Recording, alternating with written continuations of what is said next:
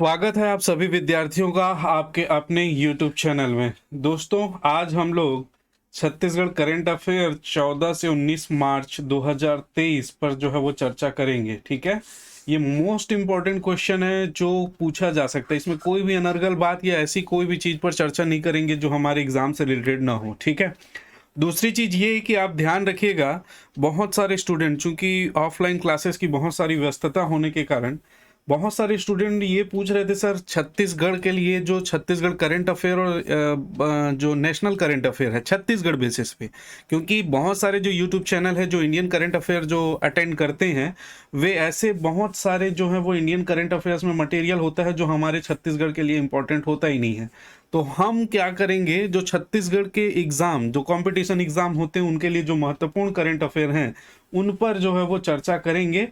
तो ये दोनों सीरीज जो वो लगातार चलेगी दोस्तों, ये वीकली रहेगी और उसको देखेंगे जैसे कंटेंट हमारे पास होगी उसके हिसाब से आपको वो क्लासेस मिल जाएंगी। ठीक है, तो चलिए आज के जो महत्वपूर्ण प्रश्न हैं उन पर चर्चा करते हैं। ठीक, 14 से 19 मार्च तक का मैंने कवर किया है और वेरी इंपॉर्टेंट है मेरे दोस्तों। चलिए,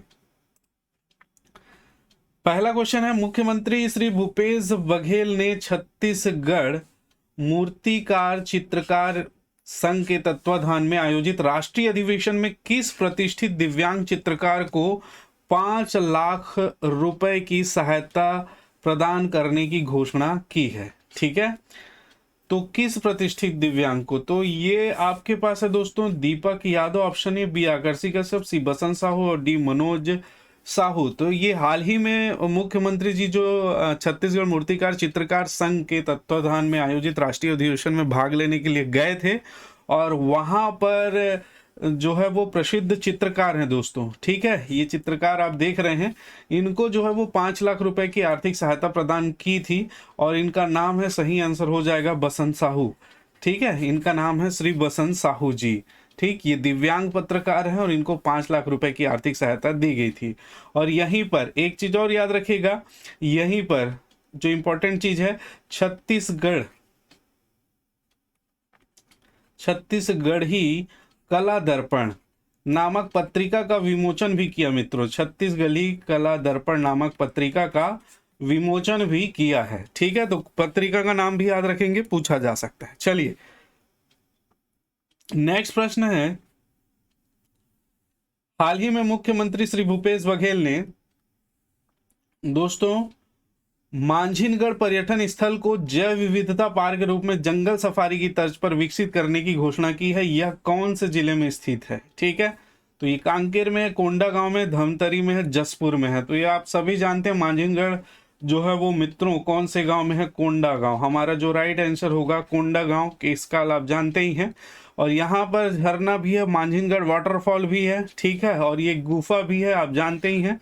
ठीक, और ये यहाँ पर जो है वो जैव विविधता पार्क के रूप में जंगल सफारी की तर्ज पर विकसित किया जाएगा। तो ये कहाँ पर है? कोंडागांव में। याद रखेगा, मांझिनगढ़ झरना भी है यहाँ पे, वाटरफॉल और गुफा भी है। कहाँ पर सिचुएटेड है? तो situated on Kondagaon, Kondagaon district में ये है। तो इसे भी आप ध्यान रखिएगा। चलिए, अगले प्रश्न पर चलते हैं। देखिए, इसमें कोई ज्यादा तथ्य आपको ध्यान रखने की जरूरत नहीं है मित्रों। ठीक है, कोई एक एक्स्ट्रा चीज आपको जिसमें बतानी होगी मैं बिल्कुल बताऊंगा, लेकिन इन सब चीज में ज्यादा जानकारी नहीं। इसमें सिर्फ आप ये याद रखिए, मांझिनगढ़ है, कोंडागांव में झरना है, वाटरफॉल है, गुफा वगैरह है। ठीक, इससे और कोई ज्यादा एक्स्ट्रा घुमा के प्रश्न नहीं पूछेगा। ठीक है, नेक्स्ट है, हाल ही में छत्तीसगढ़ के किस कार्यक्रम को राष्ट्रीय स्तर पर स्कॉच अवार्ड 2022 प्राप्त हुआ है? ठीक है, तो ये है अंगनामा शिक्षा, बी पढ़ाई तुहर द्वार, सी शिक्षा घर घर और डी कोई नहीं। तो ये आप बहुत अच्छे से जानते हैं दोस्तों, ये जो मिला है वो मिला है अंगना माँ शिक्षा। राइट आंसर ए होगा। अंगना माँ शिक्षा को राष्ट्रीय स्तर पर स्कॉच अवार्ड जो है वो प्रदान किया गया है एजुकेशन के क्षेत्र में। ठीक है, स्टेट प्रोजेक्ट ऑफिस समग्र शिक्षा गवर्नमेंट ऑफ छत्तीसगढ़ फॉर अंगना माँ शिक्षा। ठीक है, अंगनामा शिक्षा एक कार्यक्रम दोस्तों, ये बेसिकली कोरोना के समय जो बच्चे पढ़ाई से वंचित हो गए थे, उनके घर घर जाकर उनकी माताओं को प्रेरित करना उनके बच्चों की शिक्षा के लिए, इस प्रकार के कार्यक्रम चले थे, जो 3 चरणों में अभी तक कार्यक्रम ये हुआ है अंगनामा शिक्षा, जिसको स्कॉच अवार्ड जो है वो पुरस्कृत किया गया है राष्ट्रीय स्तर पर। ठीक है, तो अंगनामा शिक्षा इंपॉर्टेंट है, अभी आने वाले प्रश्नों में पूछा जा सकता है एग्जाम में, तो इसको ध्यान रखिएगा। चलिए अगले प्रश्न की ओर चलते हैं। हाल ही में श्री वेद प्रताप वैदिक जी का निधन हो गया है, वे किस क्षेत्र से संबंधित हैं? वेद प्रताप वैदिक जी साहित्य क्षेत्र, पत्रकारिता क्षेत्र, संगीत क्षेत्र या कला क्षेत्र? तो ये सही आंसर होगा आपका बी, पत्रकारिता क्षेत्र। ठीक है, पत्रकारिता क्षेत्र से पत्रकार थे हमारे वेद प्रताप वैदिक जी। ये इंदौर में दोस्तों, इंदौर मध्य प्रदेश में इनका जन्म हुआ था, मध्य प्रदेश से थे ये। और इनके निधन पर अभी हाल ही में हमारे मुख्यमंत्री श्री भूपेश बघेल जी ने गहरा शोक व्यक्त किया और पत्रकारिता के क्षेत्र में बहुत ही अपूर्णीय क्षति जो है वो बताया है। तो ये है वेद प्रताप वैदिक जी, इंदौर के ये पत्रकार हैं, तो इसको आप ध्यान रखिएगा। ठीक, एक चीज और कि आपको इसका पीडीएफ भी साथ ही साथ मिलता जाएगा, तो सारे पीडीएफ के लिए लिंक जो है वो टेलीग्राम लिंक नीचे दिया हुआ है, तो आप टेलीग्राम लिंक निश्चित तौर पर ज्वाइन करके रखेंगे, जहां से आपको पीडीएफ मिलेगा मित्रों। चलो नेक्स्ट प्रश्न है, छत्तीसगढ़ सरकार ने राज्य में स्वामी आत्मानंद अंग्रेजी माध्यम कॉलेज खोलने का निर्णय लिया है, ये किस जिले में खोले जाएंगे? तो अभी हाल ही में छत्तीसगढ़ सरकार ने 17 मार्च को बहुत सारे निर्णय लिए, जिसमें कैबिनेट की बैठक हुई थी मित्रों। उसमें स्वामी आत्मानंद अंग्रेजी माध्यम के स्कूल खोले गए थे, उसी की तर्ज पर कॉलेज खोलने का भी निर्णय लिया गया है। तो ये कहाँ खोला जाएगा? ए है महासमुंद, बी है कोरबा, सी है बिलासपुर या डी है रायगढ़? तो इसका आंसर आप याद रखेंगे, इन चारों जिलों में, फर्स्ट फेज में इन चारों जिलों में स्वामी आत्मानंद अंग्रेजी माध्यम कॉलेज खोले जाएंगे। तो ये आंसर हमारा होगा चारों जिलों में। ठीक है, ए बी सी डी, इसको जानबूझकर मैंने लिया है।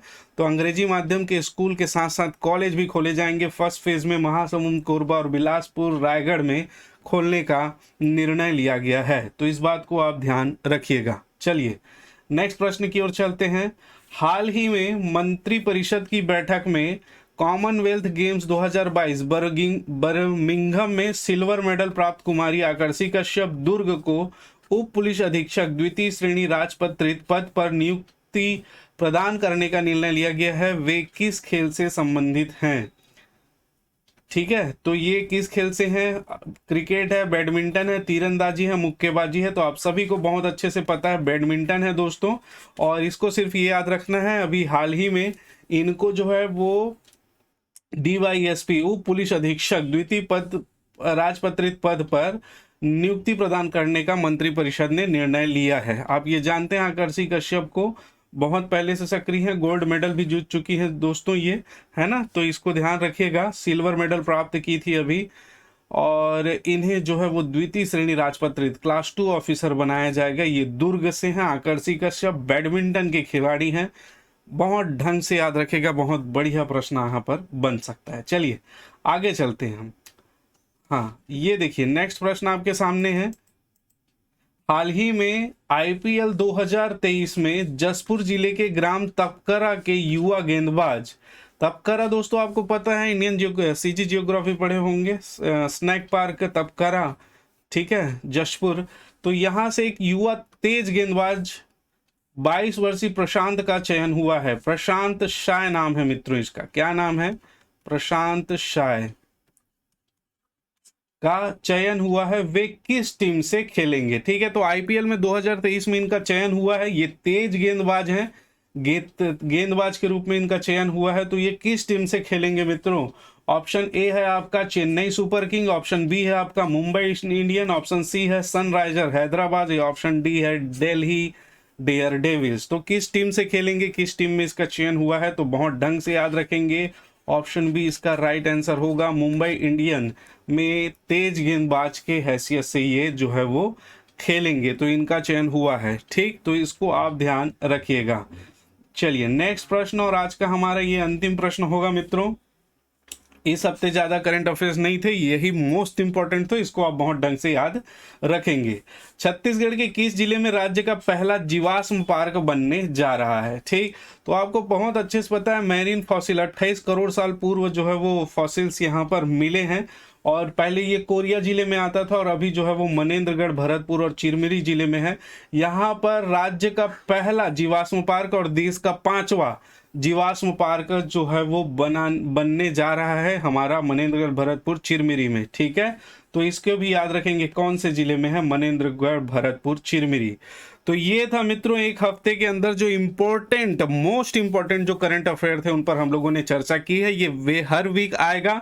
अगर आपको अच्छा लगा हो तो प्लीज लाइक जरूर करेंगे, कमेंट करेंगे और दोस्तों को शेयर करेंगे, क्योंकि करंट अफेयर्स हमको ये समझ में नहीं आता कहाँ से पढ़ें, आपको दोनों चीजें यहाँ पर मिलेगी। तो बिल्कुल शेयर कीजिए और कमेंट्स कीजिए इसमें और क्या सुधार किया जा सकता है। आज के लिए इतना ही, और कमेंट जरूर करके जाएंगे। आप सभी का बहुत बहुत धन्यवाद। शुभ रात्रि, जय हिंद, जय भारत।